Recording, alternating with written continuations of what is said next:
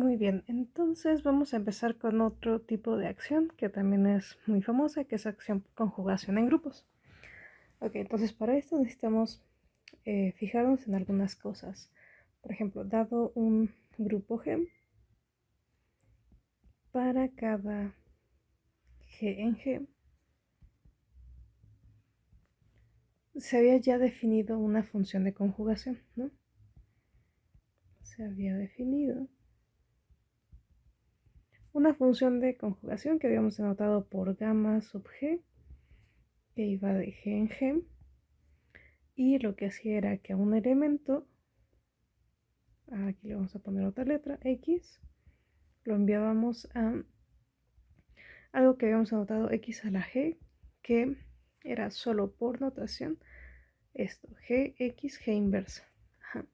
Y esto estaba definido para cualquier X en G y también para cualquier G en G. Sí, o sea, para cualquier G en G existe esta función conjugación. ¿Sí? Y la función, también se había definido la función que era phi, estaba de G en las permutaciones de G, tal que a un elemento lo envío a su respectiva conjugación o función de conjugación. ¿Sí? Sí, de hecho habíamos visto que este de aquí, pues en efecto, era una permutación de todos los elementos de G. ¿Sí? Y habíamos visto que era un morfismo de grupos esta última función. Esta función es un morfismo de grupos. Muy bien. Entonces ya con eso vamos a inducir una acción, ¿no? Entonces luego phi induce una acción, ¿sí? La cual vamos a llamar acción por conjugación. Acción por conjugación. Esta va de G en G. ¿Y cómo está dada? Bueno, es una acción que, como decimos aquí, tomamos G también como el conjunto, tal que a una parejita G con X la vamos a enviar justo a esta acción, que por definición es X a la G, que por definición es Gx, G inversa. Ok, entonces respecto a esto hay algunas cosas que tenemos que notar. Por ejemplo, la G órbita de un elemento X en G, ¿sí? En G se denota usualmente por X a la G, ¿sí? Aquí con G mayúscula, y se le llama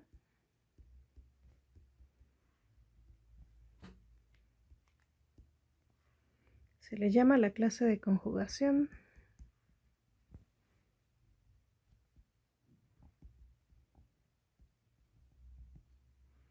¿sí? De X en G. Ajá, a ver, esto es, si nos acordamos cómo se veía eso, ¿no? ¿Qué tenemos que hacer? Pues a este elemento X aplicar la acción con todos los elementos de G, ¿no? Entonces, este por definición sería pues todos estos elementos que obtenemos, ¿no? Aquí hacemos correr todo G. Y este es pues sobre todo G en G. Este último lo podemos cambiar, ¿no? Por Gx, G inversa, aquí con G en G. Bien. 2, el estabilizador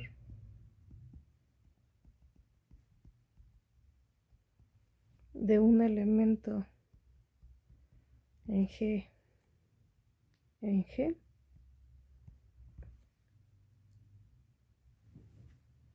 se denota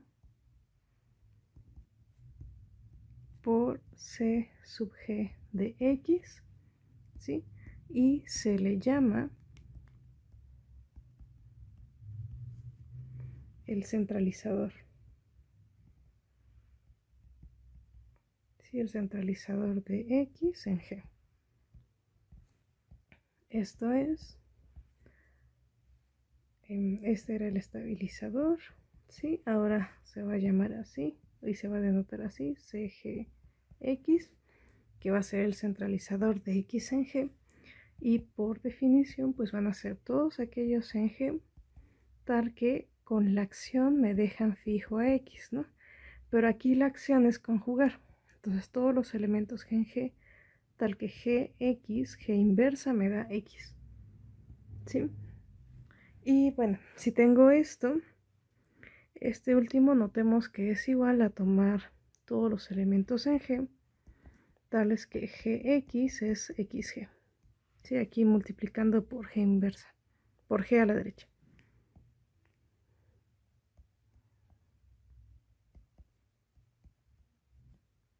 Muy bien.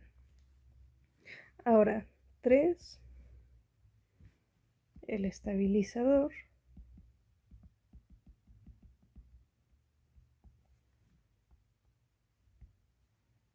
de G en G, ¿sí? Se va a denotar por ZG. Ajá, y se le conoce como el centro de G. ¿Sí? Esto es, pues a ver, ¿quién era el estabilizador de G en G? Bueno, en este caso se va a denotar así y se va a llamar el centro de G. Y esta era la intersección de todos aquellos, de todos los estabilizadores para elementos, ¿no? Que ya con esta notación nos queda CG de X. Ajá. ¿Y estos quiénes son? Ah, pues todos los elementos en G, tal que Gx es igual a XG, y esto para todo X en G. ¿Sí? Usando la descripción que encontramos antes, que era esta. ¿Sí? Pero esto ya lo queremos para todo X en G. Bien. Otra observación es que el grupo de permutaciones internas de G en G se denota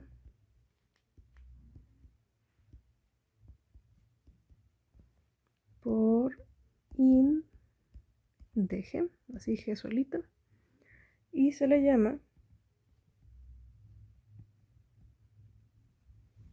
el grupo de automorfismos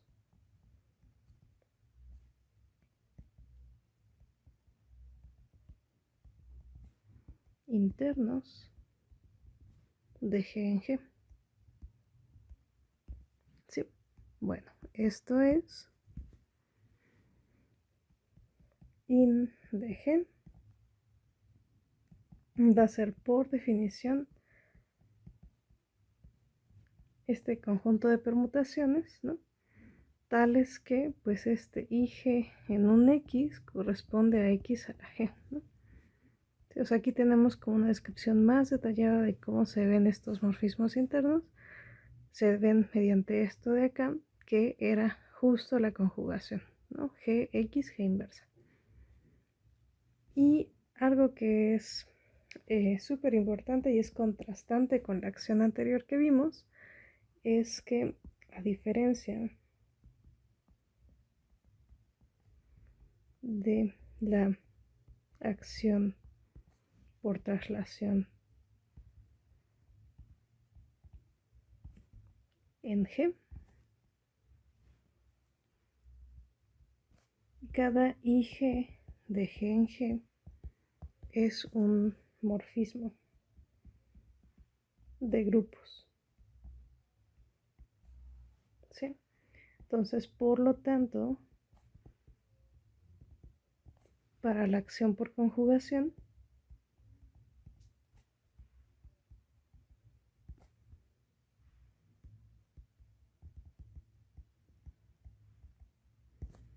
¿sí?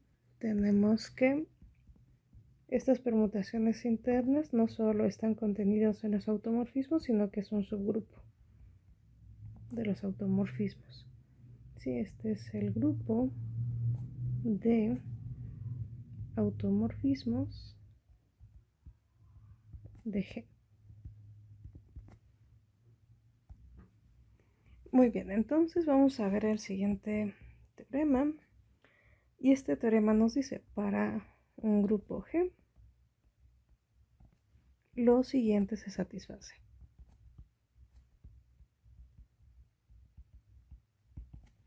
Lo primero es que el conjunto de automorfismos internos, este conjunto, ¿sí?, pues coincide con este, ¿no? Con IG de G en G, tales que IG evaluada en un X es X a la G, y aquí G está en G. Sí, que de hecho ya habíamos hecho como esa descripción, ¿no?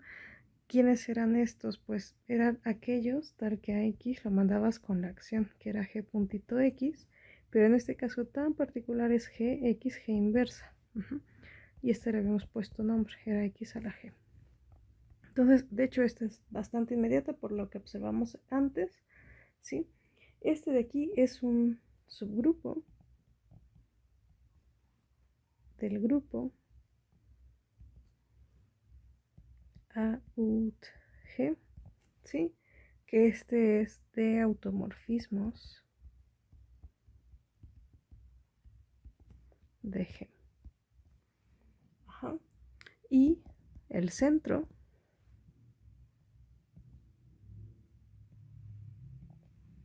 y el centro de G, de hecho, es un subgrupo normal en G.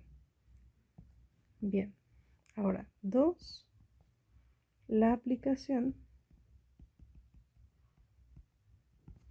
vamos a ponerle phi barra, que va de G cociente con el centro de G, que podemos hacerlo si esto es normal, que va de aquí a in de G, ¿sí? Tal que a una clase la envía a su respectiva morfismo de conjugación. Aquí sería así. Bueno, esto de aquí es un isomorfismo de grupos.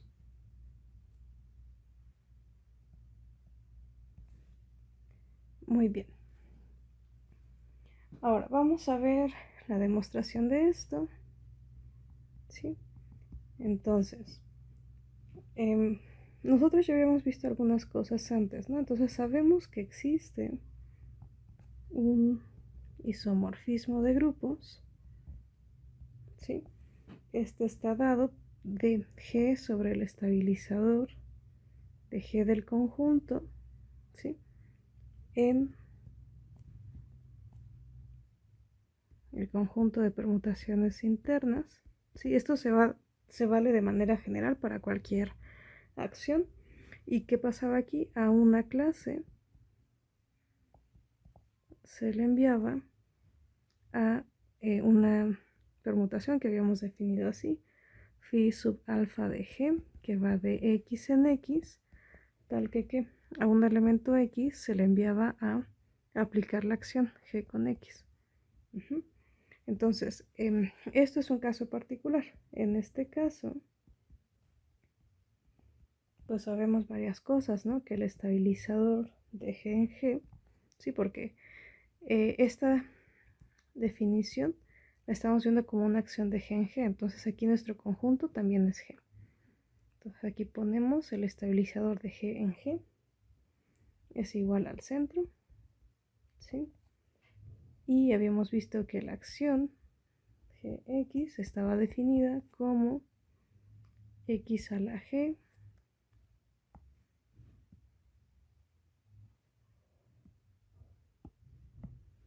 ¿sí? Que este por definición es Gx, G inversa. Entonces, aquí, ¿qué está pasando? Que esta función que estamos haciendo, phi alfa de G, realmente lo que hace un X lo envía a su conjugado. Y eso era la definición de esta función, gamma de G. ¿Sí? Y bueno, entonces aplicando este caso tan particular, pues sí obtenemos que en efecto esto de acá es un isomorfismo de grupos, pero ya usando la terminología que habíamos visto. Ajá. Bien, entonces aquí terminaría la prueba. Muy bien, ahora vamos a ver el siguiente teorema. En este teorema, para un grupo G, lo siguiente se cumple.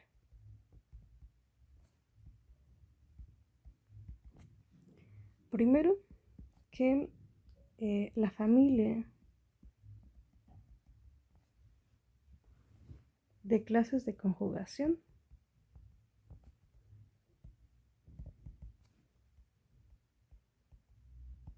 ¿sí? Que en este caso pues son todos estos con X en G. ¿Sí? Es una partición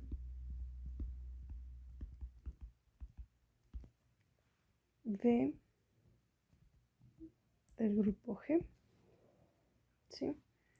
2 para cada X en G.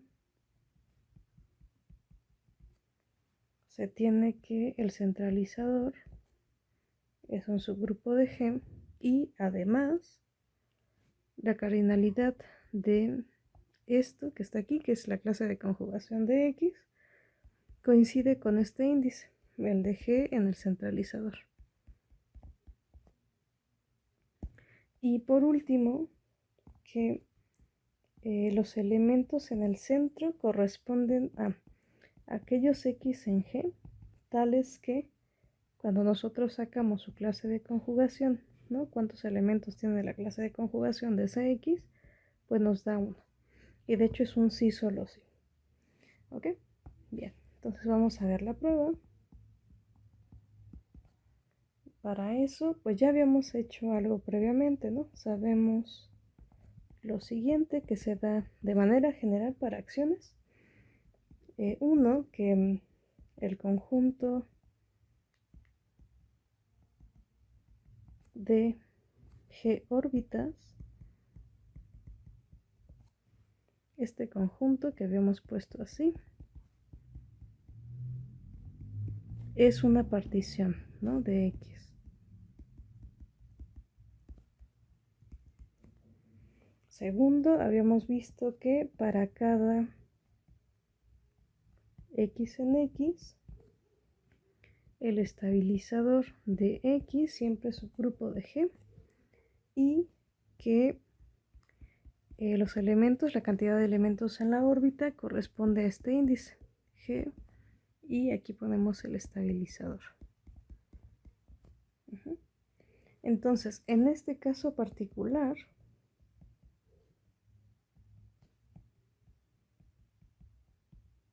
pues tenemos lo mismo, solo que lo estamos reescribiendo de otra forma, ¿no? Las órbitas se ven o están escritas de esta forma, ¿sí? El estabilizador de un elemento ahora es el centralizador del elemento, ¿sí? Y usando esto y sustituyendo en esto que ya sabíamos, pues obtenemos 1 y 2, ¿no? Por lo tanto, 1 y 2 se siguen. Ok, entonces para 3, ¿sí? Para 3, ¿qué tenemos que ver? Que el centro son justo aquellos cuya órbita siempre es 1. Entonces para 3 tenemos que ver que esos dos conjuntos son el mismo. Entonces voy a tomar un elemento en el centro de G. Si eso lo tenemos, quiere decir que Gx es igual a xg para todo G en G. Sí, eso era parte de lo que habíamos observado con el centro. Ajá, así, ajá, estos. El centro corresponde a todos los G, tal que cumplen esto para cualquier X en G. Por lo tanto, pues aquí tenemos esto, ¿no? Si estás en el centralizador, entonces debes cumplir esto para todo G en G. Y esto nos implica que Gx, G inversa, tiene que ser igual a X. Y esto para cualquier G en G. ¿Ok? Ok, entonces, pues, ¿quién es la órbita? ¿No? ¿Cómo queda esta clase? Pues serían todos aquellos Gx, G inversa, ¿no? Con G en G. ¿Sí? La definición que tenemos es esta.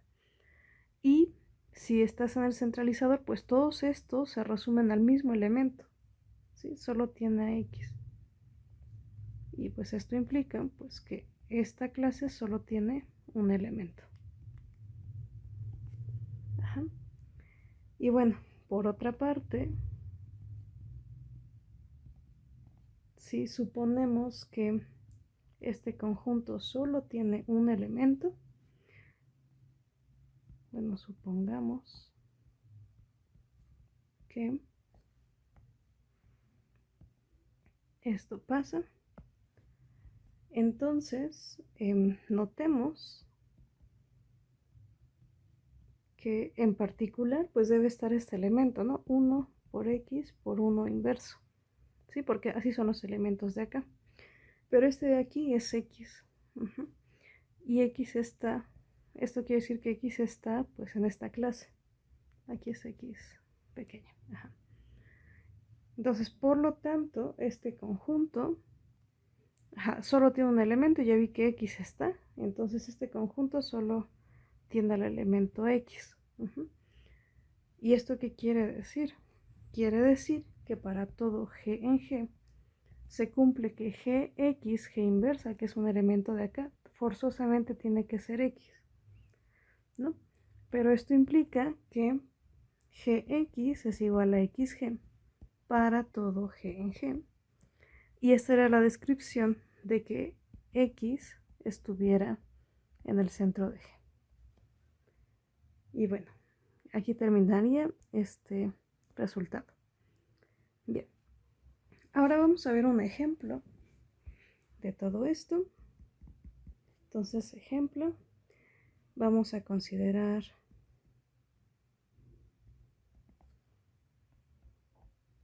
S4, ¿sí?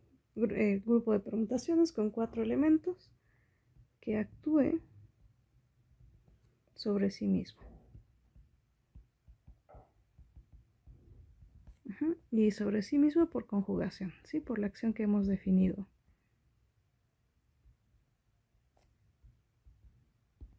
Bien. Entonces, algo que sabemos de este grupo es que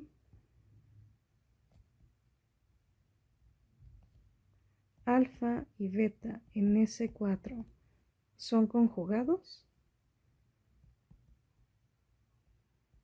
Sí y solo sí tienen la misma estructura cíclica.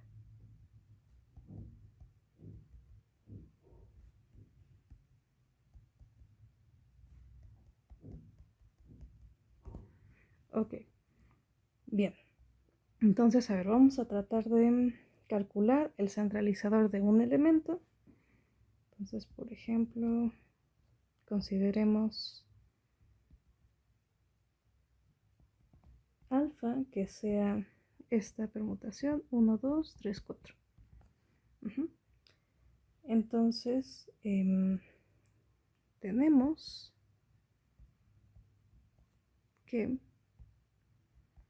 su clase de conjugación, sí, o sea, todos los conjugados que podemos hacer con este alfa, por lo anterior, pues son todos aquellos que tengan la misma estructura cíclica. Entonces queremos ver cuántas permutaciones en S4 pues tienen esta forma, ¿no? Como dos transposiciones. Y pues se puede ver que aquí su clase de conjugación que habíamos puesto alfa a la S4 es alfa, la permutación 1, 3, 2, 4 y la 1, 4, 2, 3. ¿Sí? Son todas las permutaciones que tienen la misma estructura cíclica que alfa. Ok, ahora vamos a calcular su centralizador, ¿no? Calculemos el centralizador de alfa. ¿Sí? Entonces, aplicando el teorema anterior,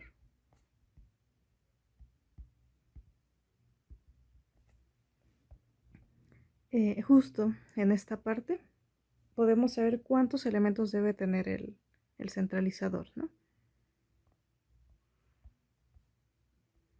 A ver, entonces,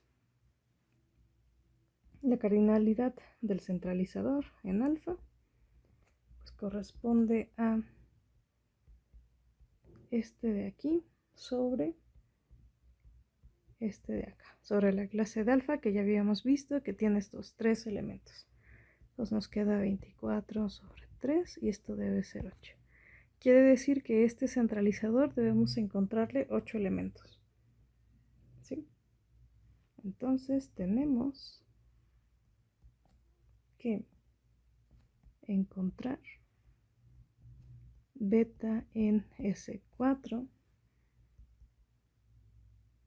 tales que beta, alfa, beta inversa es igual a alfa. Sí, tenemos que encontrar todos los beta que hagan eso. Entonces, ¿qué sabemos además? Que cuando nosotros hacemos esto,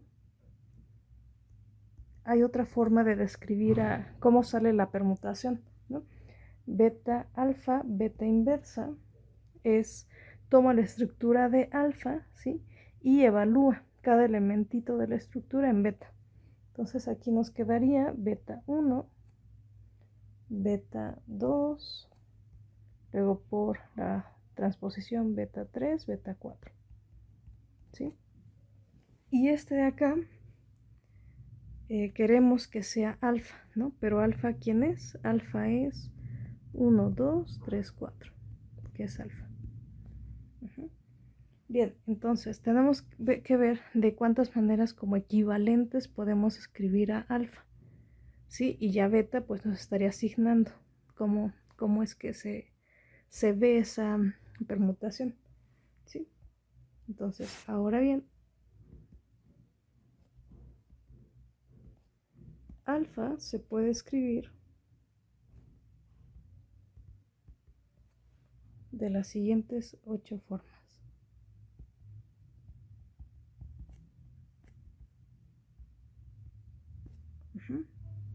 Por ejemplo, se puede escribir 1, 2, 3, 4. Lo podemos escribir como, bueno, como 1, 2, 3, 4, ¿no? Así, tal cual como está. Y aquí nuestra beta sería la permutación, que es la identidad, ¿no? Otra forma de escribir alfa sería, por ejemplo, 1, 2, 4, 3, ¿sí? Y aquí, ¿qué nos estaría diciendo? Pues que de acuerdo a esto, beta 3 te lo envía 4 y beta 4 te lo envía 3. Ajá. Beta 1 a 1, beta 2 a 2. Entonces realmente beta lo que está haciendo es enviar 3 a 4 y 4 a 3, ¿no? Entonces en este caso tenemos que beta sería la transposición 3, 4.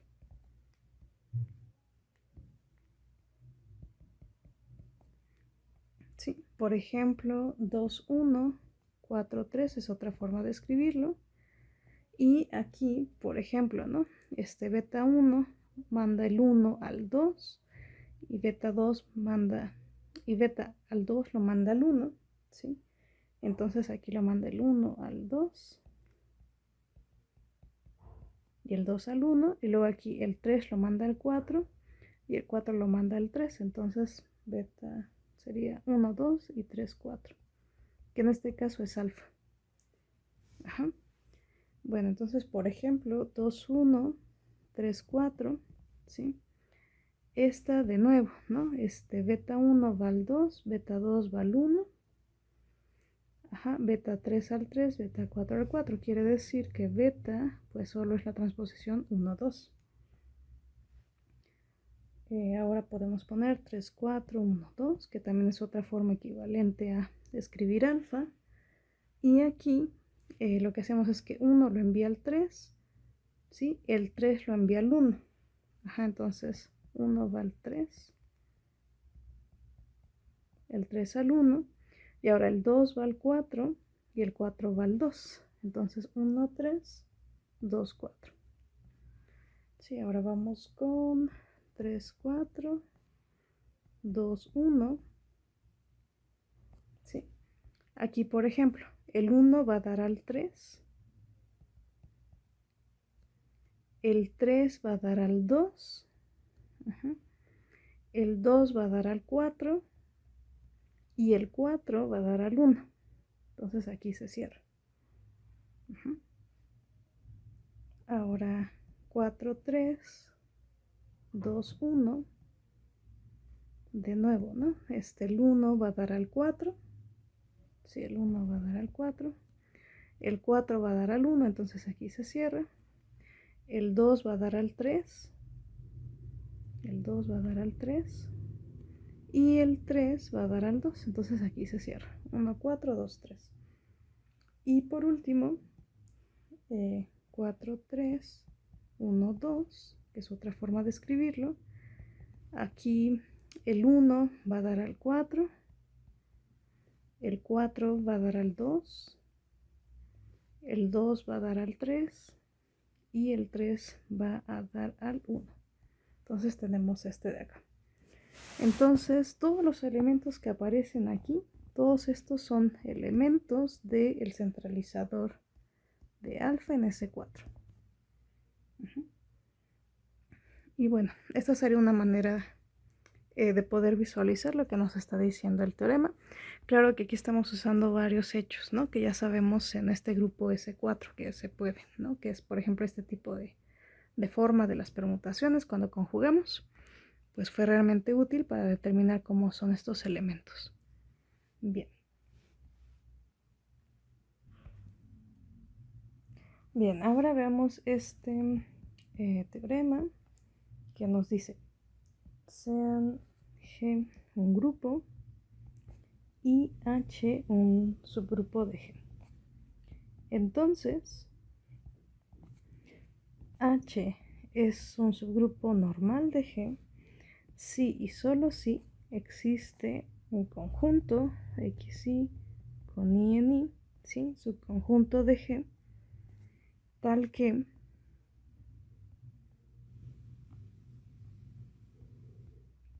otra vez hay que mover esto para acá.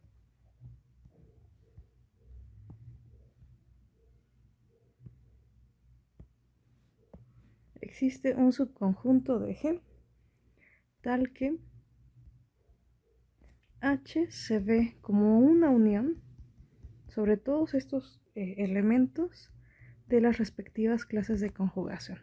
O sea, las respectivas clases de conjugación nos ayudan a identificar cuando un subgrupo es normal. ¿Ok? Bien, entonces vamos a ver la prueba. ¿Sí? Bien, entonces vamos a suponer que H es normal en G. Ajá. Si esto pasa, tenemos que G inversa coincide con H y esto es para todo G en G. Ahora, ¿esto qué quiere decir? Que X a la G pues está contenido en H, ¿sí? Para cualquier elemento X que esté en H, ¿de acuerdo? O sea, si aquí ponemos X, pues esto nos da G inversa debe ser de nuevo un elemento en H. Sí, entonces todos los que son de esa forma vuelven a caer en H cuando X está en H. Muy bien. Y ya con esto, pues tenemos que la unión con H en H de HG, o sea, de las respectivas clases de conjugación, pero con solo elementos de H, queda contenido en H. Ajá. Y bueno, entonces esto pasa. Y como H pues siempre está en su clase de conjugación, tenemos la otra contención, ¿no? Entonces con esto concluimos que la unión HG con H en H pues coincide con H. Muy bien. Ahora, por otra parte,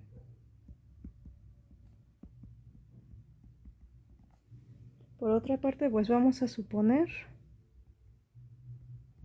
que existe una familia, digamos, de XY con I en I, ¿sí? Subconjunto de G, tal que H se ve como esta unión, ¿sí? De las respectivas clases de conjugación con I en I. Muy bien. Entonces, voy a considerar H en H y un G en G. Y dado que pues H se ve así como esta unión,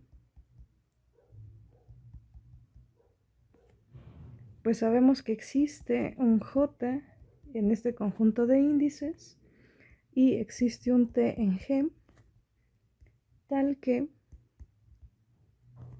este elemento H se ve como TXJ T inversa. ¿Ok? Entonces, por lo tanto, si nosotros operamos GH, G inversa, esto de aquí se vuelve G, TXJ, T inversa, G inversa. Esto de acá se ve como GT por XJ y aquí GT por, bueno, GT inversa, ¿sí? Sí, este producto pues es este elemento, su inverso. Y este de acá, ¿cómo se ve? Pues es un elemento en X, bueno, es un XJ que estoy multiplicando por un elemento y su inverso a la derecha. Esto pertenece pues justo a la clase de conjugación de XJ y como H es la unión de todas estas clases de aquí, pues esto queda contenido en H. Entonces estamos probando que si tomamos un H en H, un G en G y hacemos esto de nuevo pues vuelve a estar en H. Entonces es una condición equivalente para decir que H es un subgrupo normal de G. Y bueno, aquí terminaríamos la prueba.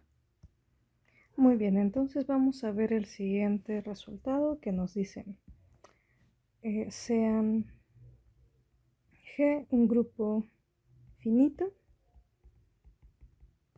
y consideremos x1 a la G, así hasta xr a la G, todas las clases de conjugación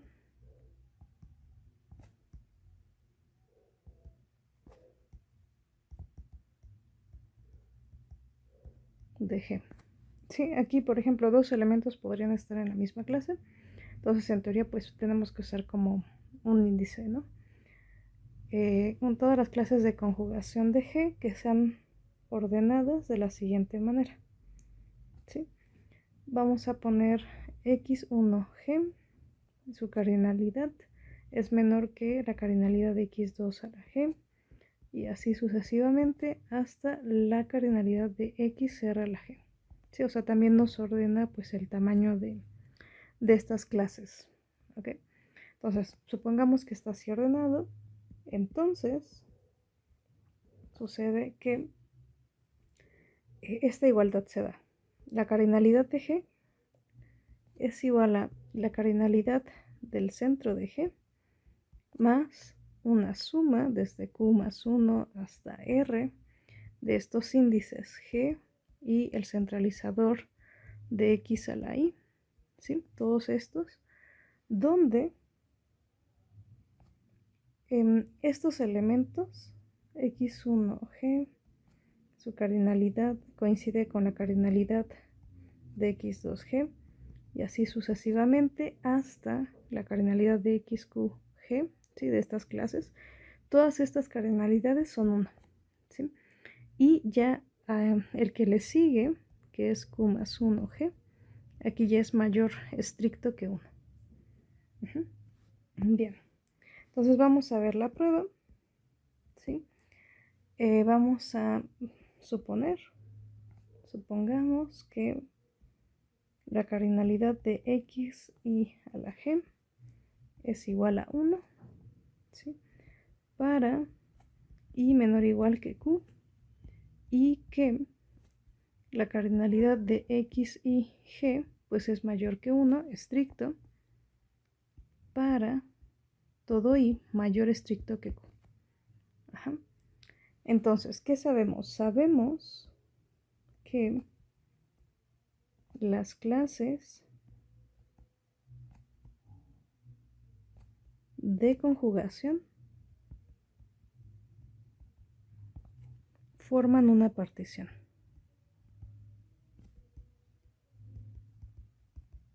¿Ok? Entonces, si forman una partición, pues la cardinalidad de G debe coincidir con la suma desde igual a 1 hasta R de todas estas clases de conjugación. Y esta suma la vamos a dividir entre de 1 hasta Q, X, Y a la G, más la suma desde I igual a Q más 1 hasta R de la cardinalidad de X, Y a la G. Ajá. Y además, nosotros habíamos hecho una pequeña observación que nos decía cómo se ven los elementos en el centro de G, ¿no? Los elementos en el centro de G son aquellos X en G tales que su clase de conjugación pues es justo 1. Ajá. Entonces luego, ¿qué nos está diciendo? Que pues el centro de G pues coincide con los primeros Q, X, Y que aparecen acá. ¿Sí? Desde 1 hasta Q. Y por lo tanto, pues cuántos elementos tiene el centro, pues tantos como hay aquí, ¿no? Que sería pues la suma desde igual a 1 hasta Q, bueno, de 1, ¿sí? Entonces este de aquí se vuelve pues justo la suma, ¿no? Desde igual a 1 hasta Q de X, Y a la G, ¿sí? O sea, este es Q, ajá, que se ve así. Y se puede todavía reescribir usando que estos son 1, ¿no? Entonces esto se ve así, ¿ok? Y más aún,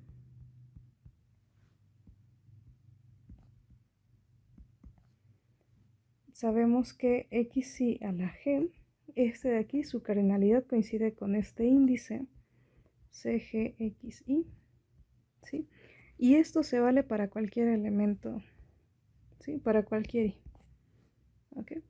Entonces, ahora sí, pues reescribiendo, ¿no? Este de aquí se vuelve el primer sumando, ¿no? Y esto de acá, pues es lo que vamos a poner al segundo sumando para cada uno de los sumandos. Entonces, aquí tenemos que este de acá, la cardinalidad de G corresponde a la cardinalidad del centro más la suma desde I igual a Q más 1 hasta R de este índice, que es G, el centralizador de XY. Y aquí terminaría la prueba. Muy bien, entonces nada más como nota, a esta igualdad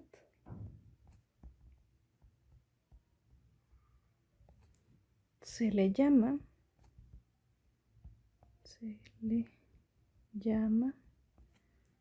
la ecuación de clase.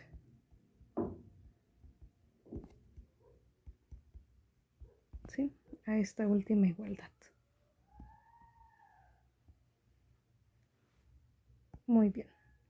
Ok, entonces ahora vamos a ver un resultado que nos va a ayudar para hablar después de un teorema que es el teorema de Cayley.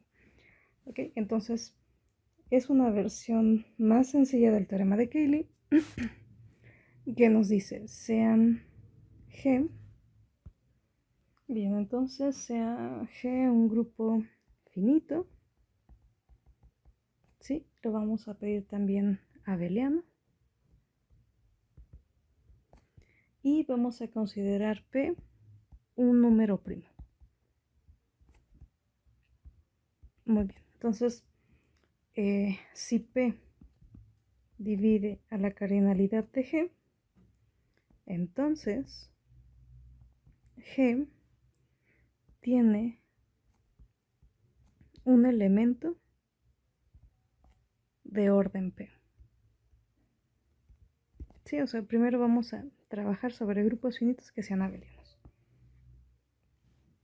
Bien, entonces la demostración, vamos a hacer inducción sobre esa cardinalidad, ¿no? Pero, por ejemplo, si la cardinalidad de G fuera primo, ¿sí? sea, aquí recordemos que P tiene que dividir, ¿no? Entonces, al menos debe tener P, ¿no? Tal vez por otro entero que me dé la cardinalidad de G. Entonces voy a suponer, pues el caso más sencillo, que su cardinalidad sea justo P el primo. Entonces, si esto pasa, sabemos que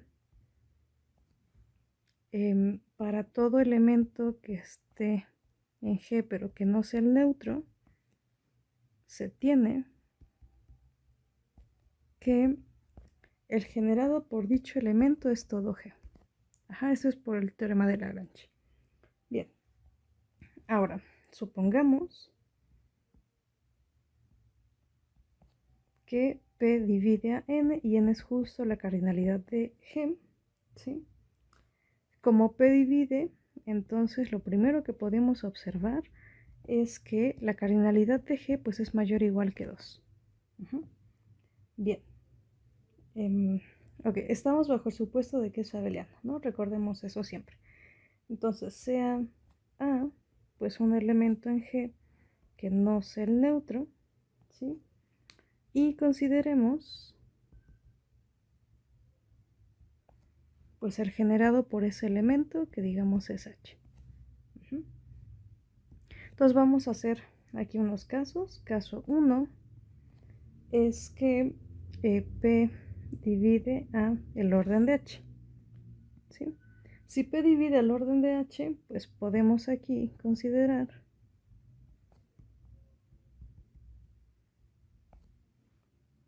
a la cardinalidad de H sobre P. Sí, este es un entero. Este elemento pues está en H porque H es el generado de A. Sí, este elemento es de orden P. ¿Sí? Una manera de ver que en efecto es de orden P, lo vamos a poner así como una nota. Si R, por ejemplo, es el orden de dicho elemento, que es A al orden de H sobre P, como cuando hacemos A al orden de H sobre P, esto lo elevamos a la P, esto nos da A al orden de H, ¿no? Pero justo eso es 1, ¿sí? Entonces, este R, como es el orden, es el más chiquito que lo hace, R debe dividir a P. Y luego, esto implica que R pues bien es 1 o R tiene que ser P. Ahora, por otro lado, tenemos que, como el orden de H se ve, el orden de H sobre P por P, así como enteros, ¿sí? Y tenemos que P pues es mayor estricto que 1, ¿no? Porque es primo. Tenemos que el orden de H sobre P es menor estricto que el orden de H. Ajá. Entonces, ¿qué pasa aquí? Pues que este elemento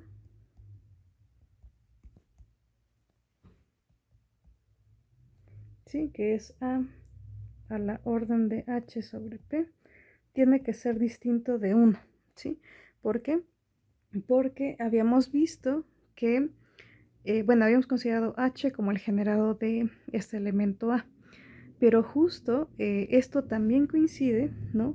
Con que el orden de A, pues es justo la cardinalidad de H, ¿sí? Esto lo habíamos visto en un resultado anterior.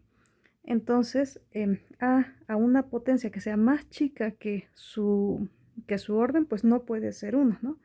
Porque el orden es el menor entero que cumple eso. Entonces, esta es una manera rápida de ver que pues este elemento en efecto es de orden P. Bien. Ahora, vamos con el caso 2. Aquí en el caso 2, vamos a suponer que P no divide al orden de H. Ajá. Ok, entonces, ¿cómo el orden de G se puede descomponer como el orden de H por el índice de G en H, ¿sí? Y P no divide al orden de H, entonces tiene que dividir al otro, al índice, ¿sí? O sea, P divide a este, quiere decir que divide este producto, pero P no divide a este de acá, entonces debe dividir al índice. Entonces, se sigue que P divide pues al índice GH. Muy bien. Ahora, pero ¿quién era este índice G en H? Era justo la cardinalidad, ¿no?, de este grupo, G cociente H, que este queda bien definido, ¿no? Como G es abeliano, yo puedo hacer cociente con cualquier subgrupo, en particular con H. Aquí es donde estamos usando que es abeliano. Ok, entonces luego, si nosotros tomamos el cardinalidad de H, que es la cardinalidad del generado de A, este de aquí es mayor que 1. Y como es mayor que 1 y además la cardinalidad de G, pues es la cardinalidad de H por el índice G en H, ¿sí? Este de aquí es mayor que 1, estricto, entonces estas dos cosas implican que la cardinalidad de este grupo, que de hecho es este índice, pues tiene que ser menor estricto que la cardinalidad de G. Sí, o sea, este es menor estricto que este porque este es mayor que 1. ¿Ok? Y entonces, por hipótesis de inducción, ¿sí? O sea, mientras tenga cardinalidad más chica que G, el resultado es cierto. Tenemos que G cociente H tiene un elemento de orden P. Le vamos a poner nombre, ¿no? Digamos XH, la clase de X. Bien, entonces vamos a ponerle nombre, ¿no? Sea M el orden de ese elemento X, pero visto en G, ¿no? Si M es igual a P, pues ya acabamos, ¿no? Si ya estamos encontrando un elemento que tiene orden el primo. Ahora, en caso contrario, ¿sí? Notemos esto, que si hacemos la clase de X, ¿no?, a la M o la operamos M veces consigo misma, pues nos da XMH, esto nos da EH, que es H. Ajá. Y como el orden de XH es igual a P, ¿sí?, esto visto en el cociente G con H, tenemos que P debe dividir a M. Ajá. Entonces, si es así, pues vamos a considerar este elemento, ¿no? X a la M sobre P, ¿no? P divide M, entonces este es un entero, entonces voy a tomar X a este entero. Y este es un elemento en G. Y lo que se puede probar haciendo como un análisis parecido a esta parte que hicimos aquí, se puede probar que este elemento de acá tiene orden P.